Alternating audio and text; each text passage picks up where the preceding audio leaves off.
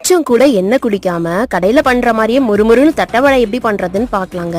So ரொம்ப கிறிஸ்பியா டேஸ்டியா யம்மியா இருந்தது. ஸோ இது டீ டைம் பெஸ்ட் ஸ்நாக்காவும் இருக்கும்.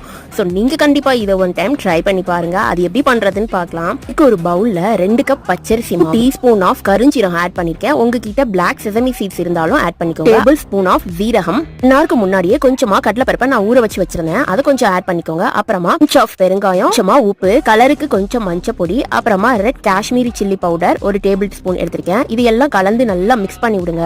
மிக்ஸ் பண்ணி விட்டதுக்கு அப்புறமா 2 ஸ்லைஸ் ஆஃப் நான் பட்டர் ஆட் பண்ணிருக்கேன். ஆப்ஷனுக்கு நீங்க பட்டருக்கு பதிலாக 1 ஸ்பூன் ஆஃப் நல்லெண்ணெய் கூட ஆட் பண்ணிக்கலாம். கொஞ்சமா ஹாட் வாட்டர் விட்டு நல்லா மிக்ஸ் பண்ணி விட்டுக்கோங்க. இந்த மாதிரி கையில ஒட்டவே கூடாது, அந்த அளவுக்கு மிக்ஸ் பண்ணிக்கோங்க. உங்ககிட்ட வாழை இலை இருந்ததுன்னா வாழை இலையில கொஞ்சம் தொட்டு இந்த மாதிரி கொஞ்சம் கட்டியான கன்சிஸ்டன்சில தட்டை போல நல்லா தட்டி எடுத்துருங்க. நல்லா சூடானதுக்கு அப்புறம் நல்லா மொறுமொறுன்னு பொரிச்சு எடுத்து சாப்பிட்டு பாத்தீங்கன்னா வடையே தோத்து போங்க, அந்த அளவுக்கு சூப்பரா இருக்கும். பண்ணி கொடுத்து சாப்பிடும் போது யம்மியா தான் இருக்கும்.